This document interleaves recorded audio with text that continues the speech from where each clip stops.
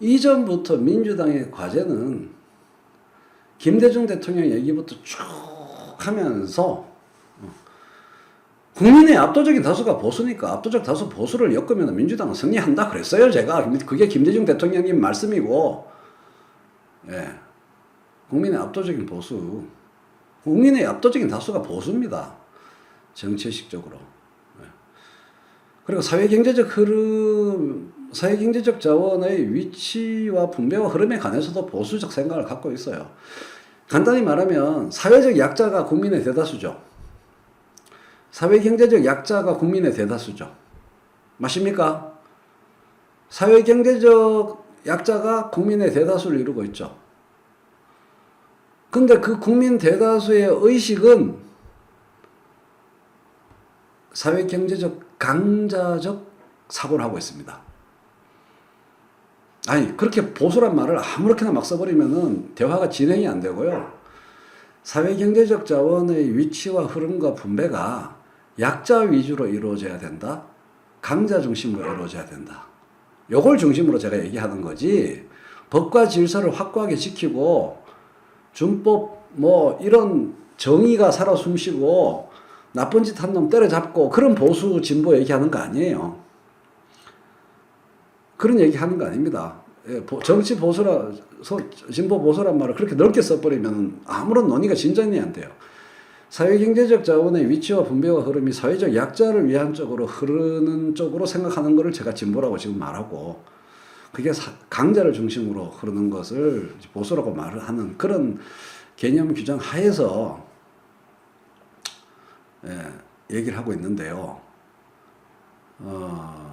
그런 의미에서 국민의 압도적 다수는 사회경제적 약자인데, 바로 그 사회경제적 약자, 압도적 다수가 사회경제적 강자를 위한 의식을 갖고 있다는 거예요. 나라, 간단히 말해서 정부 곳간을 자꾸 퍼냈으면은 되나? 에? 정부가 살림을 아껴 써서, 해가지고 정부가 적자가 나면 안 되지, 정부 살림이. 뭐 이런 거를 예로 들 수 있는데요.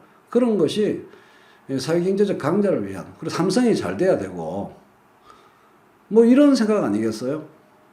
그런 생각이 사회경제적인 강자를 중심으로 생각하는 거죠. 근데 어느 나라나 그래요. 너무 간단해요. 사회경제적 약자들이 머릿속에 생각하는 게 사회경제적 강자 중심의 생각을 안 갖고 있는 순간 세상은 뒤집어지는 거거든. 전 세계 모든 나라들이 그렇습니다. 우리나라만 그런 게 아니고, 또 지금만 그런 게 아니고 옛날부터 그래요. 한번 가만히 생각해 보세요. 사회경제적 약자들이 다 사회경제적 약자 중심의 사고를 갖고 있으면, 사회경제적 약자 중심의 이론을 갖고 있으면 세상은 벌써 디비졌죠. 예. 세상은 벌써 디비졌습니다. 세상이 왜 안 디비졌냐? 예. 벌써 디비졌겠죠. 근데 안 디비지잖아. 그러니까 그걸 이제 조금씩 바꿔야 되는 건데요. 진보가 주류가 되었다. 이번 총선은 진보가 주류가 된 사건이다라고 해석을 해버리면 한마디로 스텝이 꼬입니다. 그냥 단순히 해석이 정확하냐 부정확하냐 해서 그치는 게 아니고, 앞으로 민주시민들의 발걸음에 스텝이 꼬입니다. 그래서 제가 이 얘기를 힘주어 하고 있는 거예요. 앞으로 우리 스텝이 꼬입니다. 이번 총선은 진보가 주류가 된 사건이다. 이렇게 해석하면 문제가 많이 꼬여요. 아주 많이 꼬여요.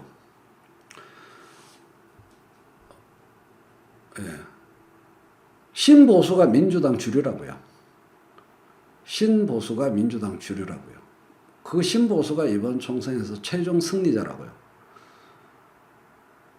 그래서 그 신보수와 신진보 사이의 긴장이 앞으로의 정치라고요. 제가 드리는 말씀은. 구보수하고 구진보는 짜져 계시고요. 이해되십니까? 중심 무대의 주연 배우가 바뀌었던 얘기입니다.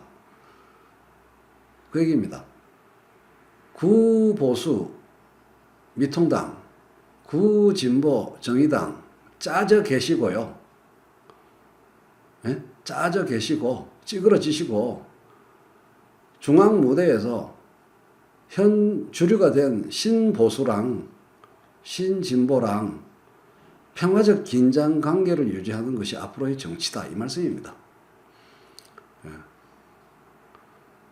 싸움이라기보다는 긴장 관계라고 봐야죠. 왜냐하면 신진보와 신보수가 다 민주당이거든. 열린민주당은 미정이에요.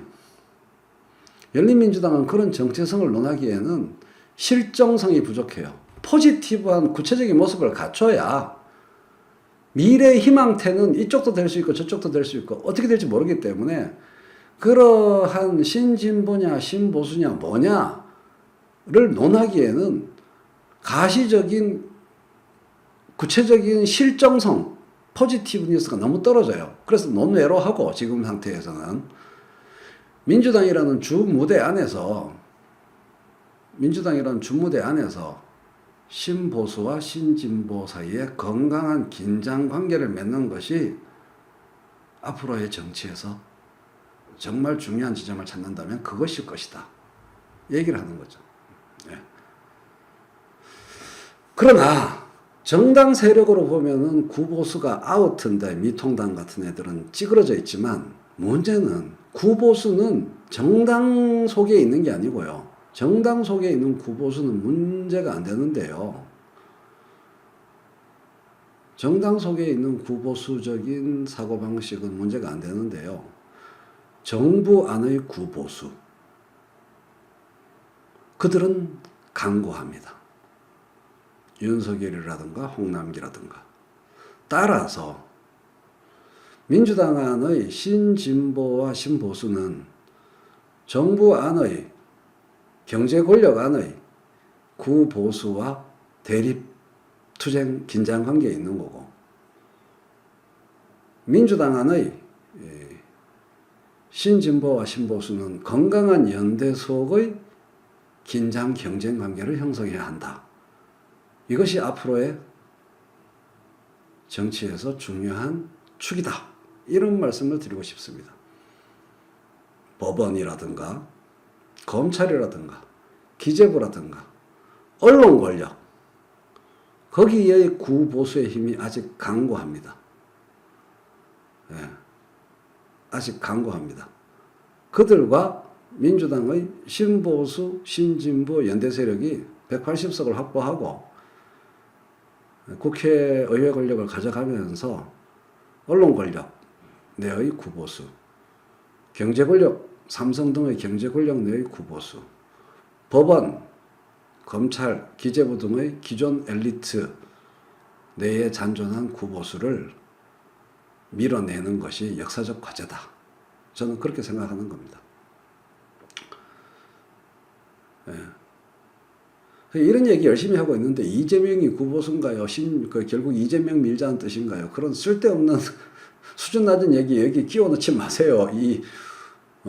중차대하고 웅혼한 얘기. 그래서 최인호식 용어로 말하면 섞어서 웅차대한 얘기할 때 그런 것 좀 끼워 넣지 마세요. 가치 중심으로 얘기를 하고 있는데 왜 사람 이름을 끼워 넣고 있어요?